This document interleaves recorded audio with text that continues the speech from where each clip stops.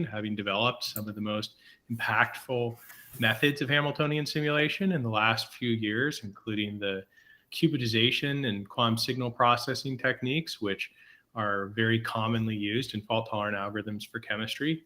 So today it looks like he's going to tell us about some recent work that he did with the rest of the Microsoft group and a few others on quantum computing enhanced computational catalysis. All right, thanks, Ryan. So this is a collaboration between Microsoft and ETH. In particular, a lot of the chemistry work that went into this was done by our intern, Vera, last year. So a lot of this will be familiar to the audience by now. The basic idea is that we have a chemical reaction and we want to predict reaction rates. So, you could start with some compound I, and then you want to add some compound F. In this particular case, it's carbon dioxide fixation. And you want to know how fast this will proceed. Is it a viable mechanism or is it not?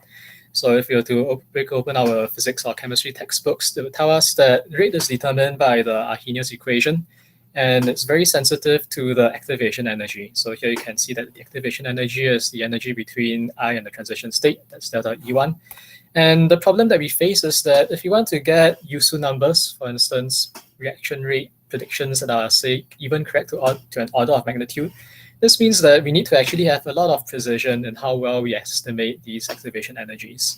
For instance, just to ballpark, it's commonly quoted that 1 millihartree is the gold standard, although these days some might quote 0.1 millihartree or less.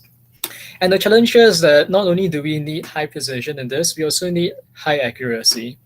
These two constraints of high precision and high accuracy really encourages us to focus on approaches that are based on phase estimation rather than VQE, although it is a long-term approach, and so it's not going to be as easy to have useful demonstrations in the near term.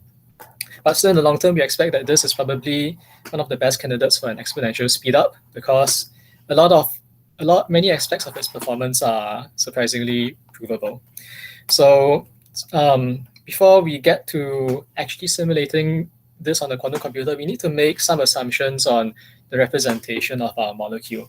So there's a lot of chemical intuition, some might call it even black magic, that comes into figuring out what is a good representation of your molecule.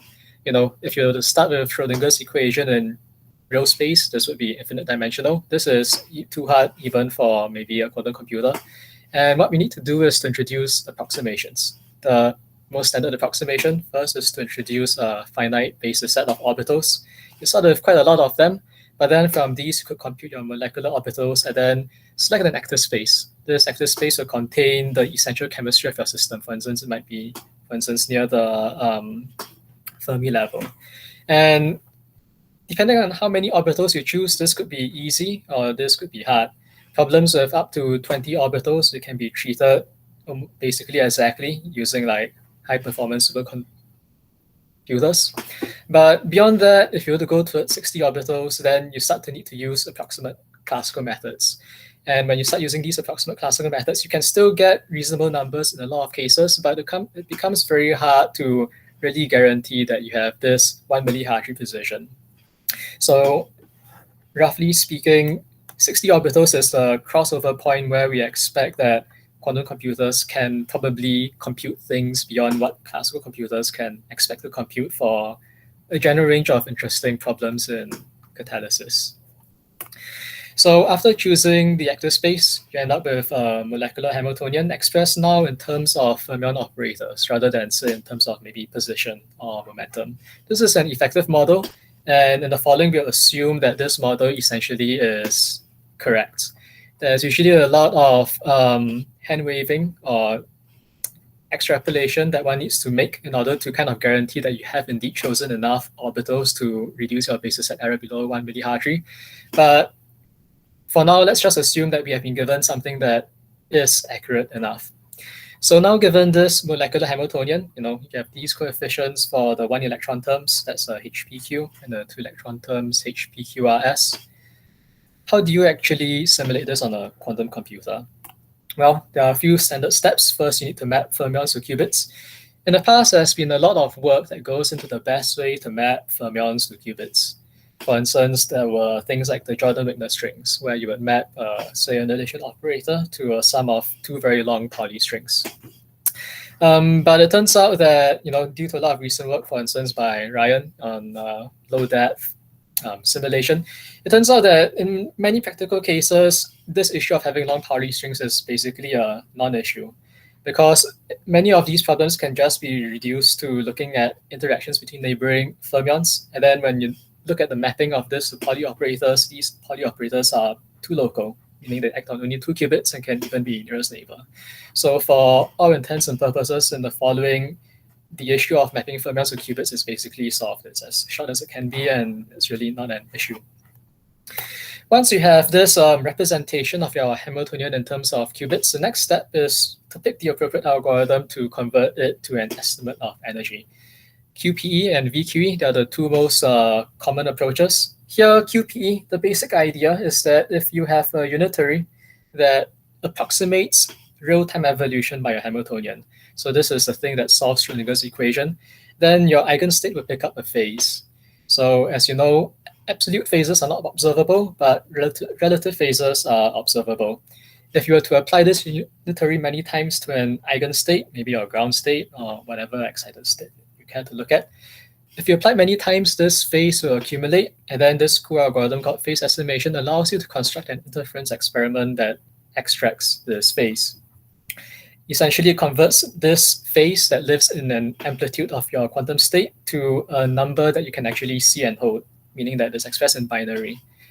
This binary number is in a qubit register. You can just measure it, and it's exactly something that is proportional to the energy of your system.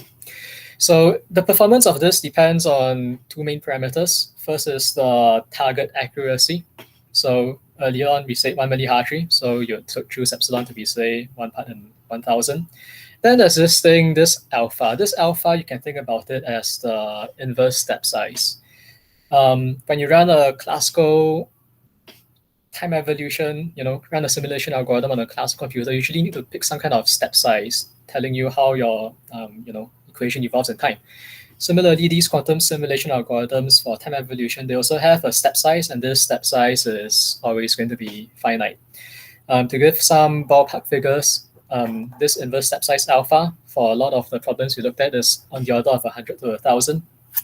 So this formula here basically tells us how many steps of time evolution we need to estimate energy to some target accuracy. Basically, it's going to be on the order of like 100,000 to 1 million. Then there are various tricks you can do to halve it, and we use all of these in the following.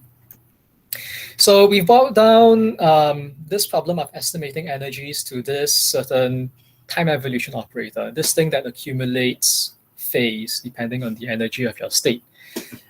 So one of the key insights that makes this more efficient is that we don't really need to use time evolution.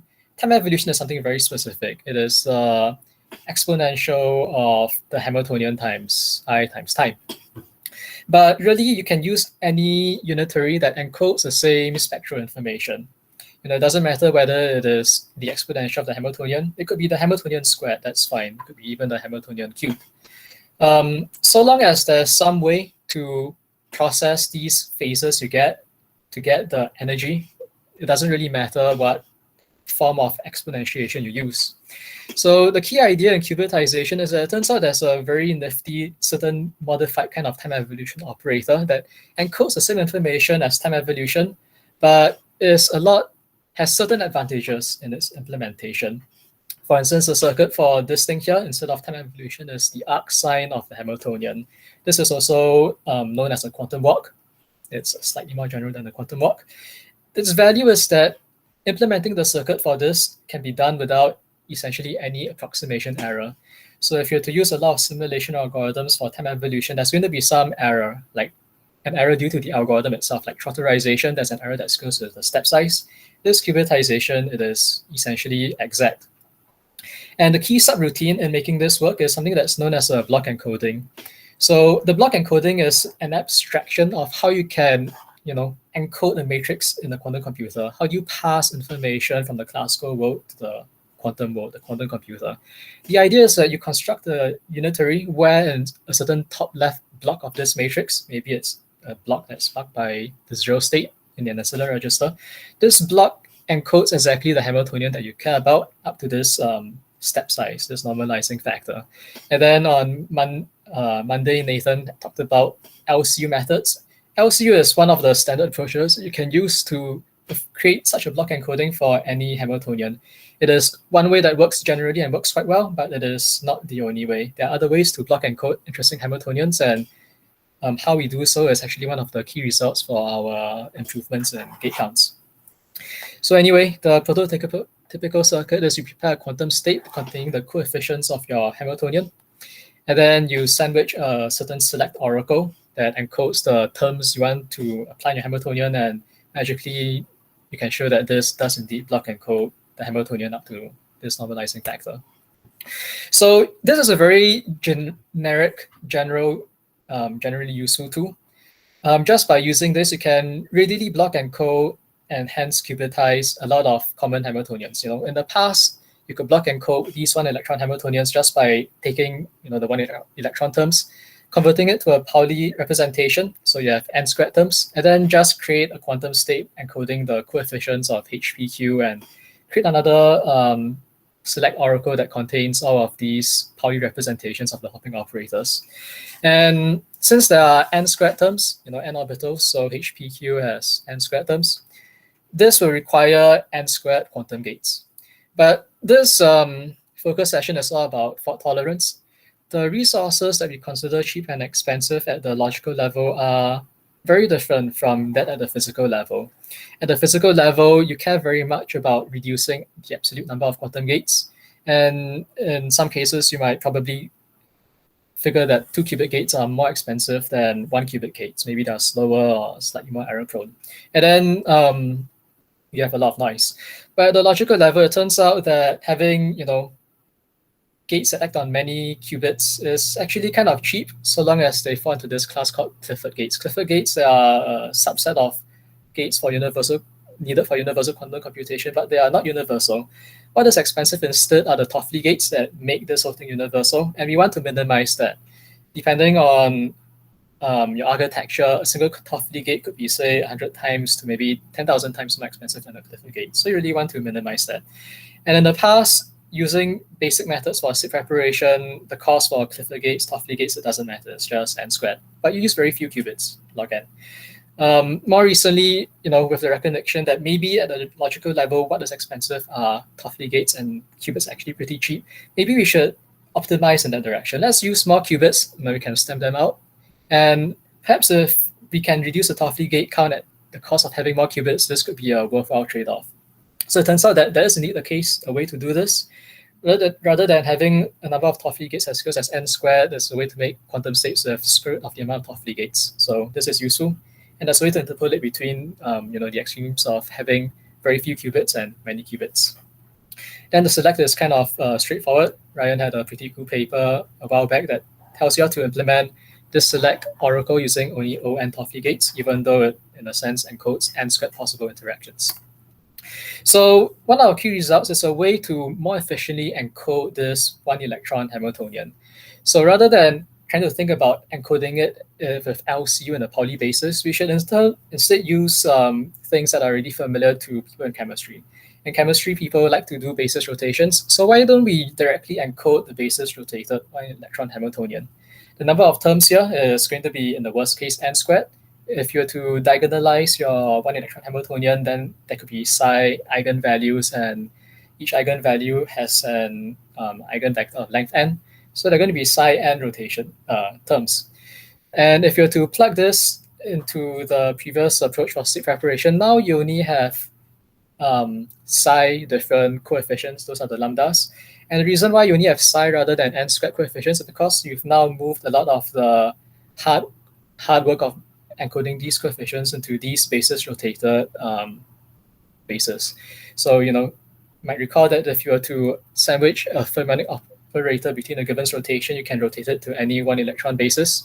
So instead of encoding a select oracle for the Pauli operators, let's encode the select operator for the given rotations directly.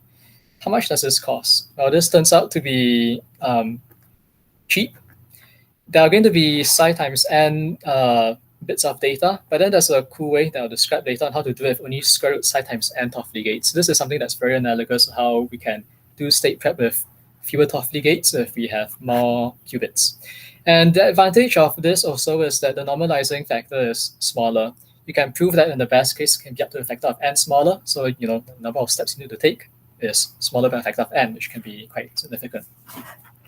The basic idea in this Givens rotation is that if you were to express the Givens rotations in the Pauli basis, you can write it out as a product of hopping terms between adjacent qubits. So in the first row, you have fermionic hopping terms between adjacent fermions. You can show that by the appropriate choice of rotation angles, this can realize any Givens rotation. But if you're to do this, Jordan-Wigner encoding, it turns out to just map to nearest neighbor Pauli operators. So that's pretty cool. Then now, if you want to break it up even further into the easy parts, the Clifford gates, and the hard parts, non-Clifford gates, you can break these rotations into something that is very, very structured. You have these Clifford operations, CA, CB, C. These are the same for all of the hopping terms. And then the only thing that is hard between them are these single qubit rotations that you can always pre-compute pretty easily. So in order to make this whole idea of block encoding the one electron Hamiltonian in this rotated basis, we need to create this select circuit where we feed in an index to the basis we want, and then we apply the jth Givens rotation. So the straightforward way to do this is to just control these single qubit rotations. And there are a lot of textbook approaches to do this. There's this thing that's called the multiplexer, which has been studied by, say, Andrew Childs, Craig Whitney. There are many implementations, but the naive approach of controlling rotation angles with a multiplexer is expensive. There are going to be psi times n rotations, and the standard approach would use as many Toffoli gates. But then in our new approach, the key idea is that rather than doing this direct multiplexing of rotation angles, we should instead maybe do something slightly different. Let's write out all of the bits of these rotation angles at once. And then it turns out that if you were to make an oracle that writes out bits of some lookup table, it takes only square root of the number of indices times bits of Toffoli gates, rather than the naive thought, which is just the number of bits. So this is a square root advantage. And once you have all of these bits written out, you can apply controlled rotations to convert these rotation angles in binary into a rotation angle that is actually a quantum gate. So that's cool. But how does this apply to the two electron terms? That's what we usually consider the harder part. So back to the case of in the Pauli representation, the way to qubitize this is very similar to the one electron case. You just create a quantum state encoding of the coefficients of the amplitudes, and then you create an appropriate select circuit that allows you to apply the term corresponding to the index PQRS. And then in the worst case, I enter the four terms, so you work through the math, and it turns out that you need enter the four Clifford gates, but maybe Clifford gates are cheap, and only n squared Toffoli gates. So that sounds okay, but we can do even better. So the main idea here is that just as how the one electron Hamiltonian has, in some sense, a better representation if you're to rotate it, you can also rotate the two electron terms. Rotating the one electron terms corresponds to diagonalizing it, and then people really like diagonalizing Hamiltonians because that's like an exact solution. For the two electron case, you can also partially diagonalize these Hamiltonians. And the advantage now is that rather than looking at it in terms of fermionic hopping operators, you can now express it in terms of a sum of squares of Givens rotated basis operations. In other words, a sum of square of free fermionic Hamiltonians. And just as how we had a smaller normalizing factor for the one electron case, in the two electron case, you also get a similar advantage, but now the advantage is compounded. It's not up to a factor of n smaller, it's a factor of n squared smaller. So the number of steps has gone down quite a lot. And in the past, there have been some numerical studies on the step size needed for various Hamiltonians, and just back of the envelope calculations indicate that the double factorized representation in this Givens rotation representation has a much smaller step size. So how do we qubitize this weird Hamiltonian? It's not like fermion operators, it's like these rotated things. The general strategy that we have at the high level is that we already now have this kind of box that tells us how to block and code the rotated free fermion Hamiltonian. So, well, our 2-electron term is a sum of squares of free fermion Hamiltonians. So it turns out there are a lot of ways to square a block encoding. This only takes 2 queries to this free fermion block encoding. Then you can now take a linear combination of all of these different squared free fermion Hamiltonians to get your 2-electron term. And how this works is very similar to the 1-electron case. It breaks down into 2 primitive operations. One is prep. In this case, you now have these lambda coefficients, but rather than just psi of them, you also have r of them corresponding to the number of rank components in this double factorized representation.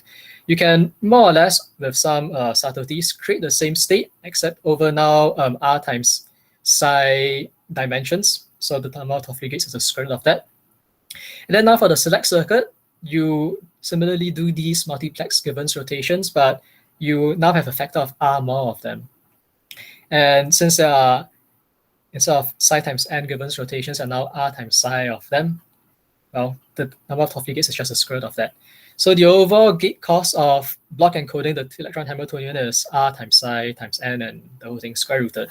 In the case where r is linear and n, this appears to be the case in a lot of empirical studies. And in the case where psi is, in the worst case, linear and n, then this has a complexity of n to the 3/2, which is better than the n squared of the naive approach by qubitizing the direct fermionic representation with Pauli's. In some studies, there are claims that psi can be as low as log n, but the fits are not so clear. So worst case, n to the 3/2 for Toffoli gates, best case maybe n log n.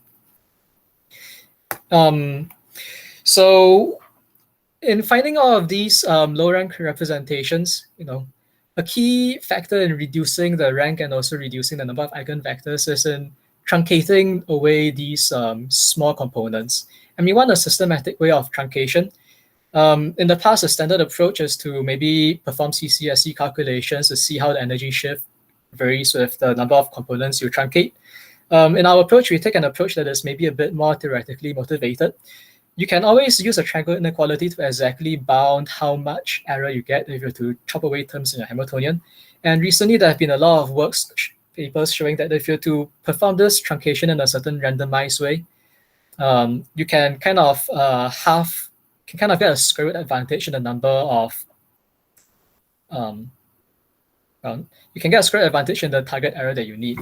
In other words, rather than using a triangle inequality to add your errors, if you have to add the errors by a sum of squares, it turns out that you get energy shifts, at least as evaluated by DMRG, that very much more closely match the true error.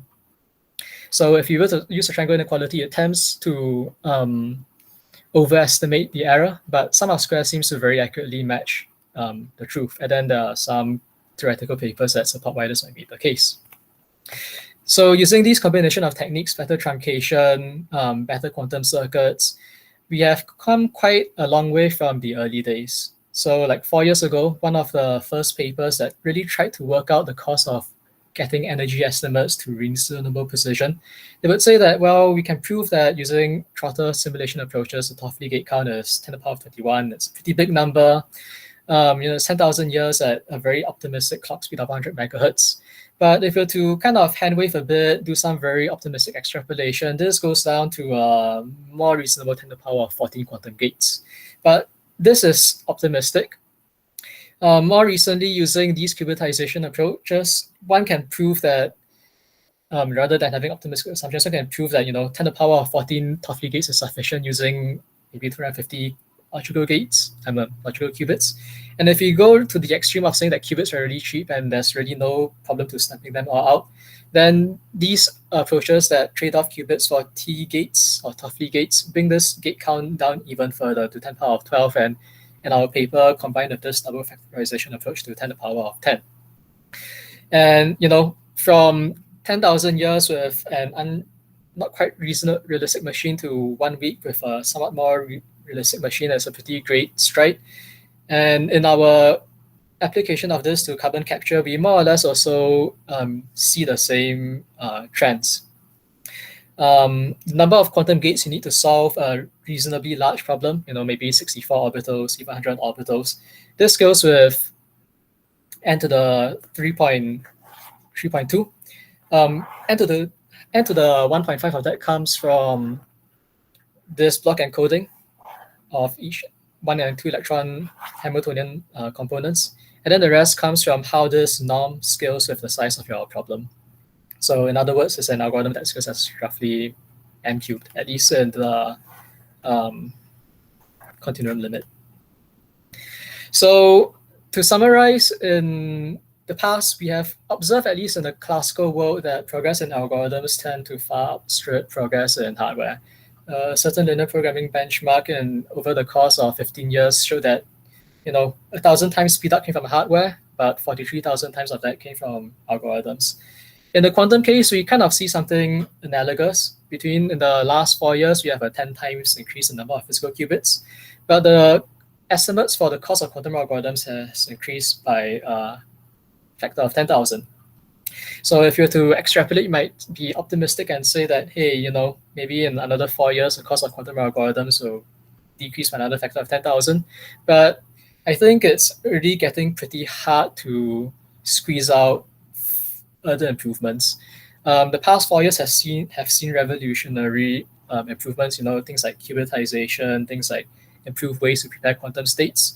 Moving forward, it seems like further improvements will be harder to squeeze out.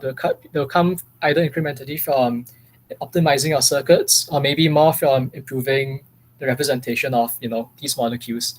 And even now, this work is already obsoleted by work done by Junhoo Lee and also Ryan and co. by using an even more efficient representation. Rather than double factorized representation, there's a tensor hypercontracted representation. And one could hope that even if the amount of speed ups from the algorithms you can squeeze out in the future maybe isn't quite as great as in the past 4 years, perhaps hardware by all of the companies working hard on this will kind of catch up to what happened in the classical case. We want to see a 10,000 times increase on hardware rather than a 10 times. And maybe if that happens, we'll all be very happy with our ability to solve really cool problems. So that's all. Any questions? Great. Thank you, Guang-Hao. It's a great presentation. Are there any questions for Guang-Hao? I had one. Stepping a little bit outside of my comfort zone, and this might actually, I could be wrong here.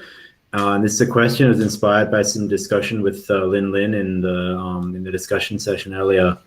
A lot of these block encoding methods in second quantization, if I understand correctly, they don't really notice the particle number, or they're not really dependent on the particle number. And so if I go to like a really low filling, this seems a bit inefficient. So I was wondering if there's some way of improving block encoding techniques in second quantization to account for, if we wanted to increase the number of orbitals that we're considering. So the short answer is that yes, it is possible. In some cases, they come with strong trade-offs that are not really favorable. In other cases, you can do it if you assume more information about your system. So let's talk about what you need to assume about your system to have a dependence on your filling fraction. The simplest example is to look at your 1 electron Hamiltonian. If you were to diagonalize it, like go into the Givens rotation picture, then there's a very easy way to compute how many electrons you have. You just simply look at, like in the diagonal, when you diagonalize it, the number operator just maps to a Z operator. So whether you have an electron or not is obtained by counting, whether the quantum state in a certain qubit is 1 or 0. Then the number of electrons in your system would be the Hamming weight of your register. So it turns out that if you can compute this Hamming weight, then you can reduce this normalization factor to scale with the maximum energy in this fixed particle number subspace. This is an entirely classical computation. You just look at where your electrons are, and then from there you can compute their energies because you've diagonalized Hamiltonian, and then you know the lambdas. So yes, in this, there are ways to have it depend on just the filling fraction, but it requires you to be able to count how many electrons you have. This is possible for the 1 electron terms. It is possible for the double factorized representation. But the challenge here is that if you were to do this trick of counting all of your counting your Hamming weight, this means that you have simultaneously diagonalized all of your bases. The key idea in this presentation is that you only perform a given rotation one by one. You need to rotate one basis state at a time. That's why you could get the square root dependence on the number of given rotations. But in order to do this calculation of evaluating the energy, you need to simultaneously apply all these given rotations, and then this actually destroys this square root advantage you have. So there are trade-offs, but it's possible. All right, thanks. That was a lot to take in, but thank you.